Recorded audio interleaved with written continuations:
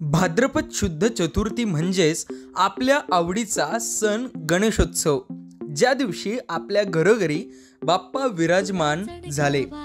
तथापि अखंड महाराष्ट्राचे आराध्य असलेले अष्टविनायक आणि त्यापैकी एक महागणपतीचे रांजणगाव श्री क्षेत्र रांजणगाव महागणपती देवस्थान ट्रस्टचे उपाध्यक्ष संदीप दौंडकर व खजिनदार विजय देव यांच्या सोबत आमच्या प्रतिनिधी निलेश जगताप यांनी केलेली बातचीत जाणून घेऊया त्यांचे खास नियोजन।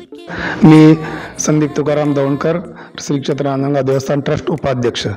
आज येणाऱ्या भाद्रपद उत्सवाच्या निमित्तानं आम्ही भाविकांचा एक ओघ पाहता साधारणतः रोजच्या दर्शनाची त्यांची व्यवस्था, 3 प्रकारची दर्शनाची व्यवस्था या ठिकाणी आम्ही या देवस्थानमध्ये केलेली आहे। एक असतं द्वारकरी, जे की च्या बहिणींच्या ठिकाणी जाऊन द्वार करून लोक रात्री 12 वाजता सुरू होतात आणि ते संध्याकाळपर्यंत दर्शन करतात। त्यांच्यासाठी एक व्यवस्था सेपरेट केलेली आहे। त्याचप्रमाणे येणाऱ्या भाविकांसाठी एक सेपरेट दर्शन बारी केलेली आहे आणि त्याचप्रमाणे ग्रामस्थ, अशा 3 व्यवस्था आम्ही या ठिकाणी केलेली आहे।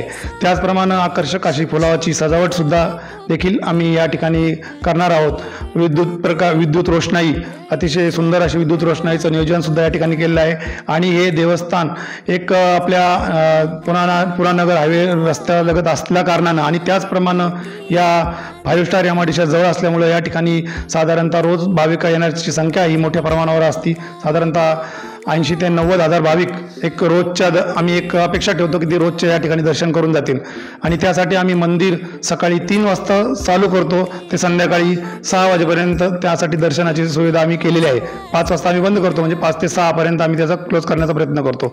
आणि आम्ही या ठिकाणी आमच्या देवस्थानच्या वतीनं सर्वांना एकच विनंती करतो की आपण या ठिकाणी दर्शनासाठी वेळेत येऊन या दर्शनाचा आनंद घ्यायचा आहे। त्याचप्रमाणे येणाऱ्या काळामध्ये आमच्या सर्व देवस्थान ट्रस्टच्या सर्व सहकार्यांना किंवा देवस्थानांना, या ग्रामस्थांना सर्वांना आम्हाला सहकार्य करावं असं मी येणाऱ्या भाविकांना या ठिकाणी आवाहन करतो आणि या ठिकाणी थांबतो।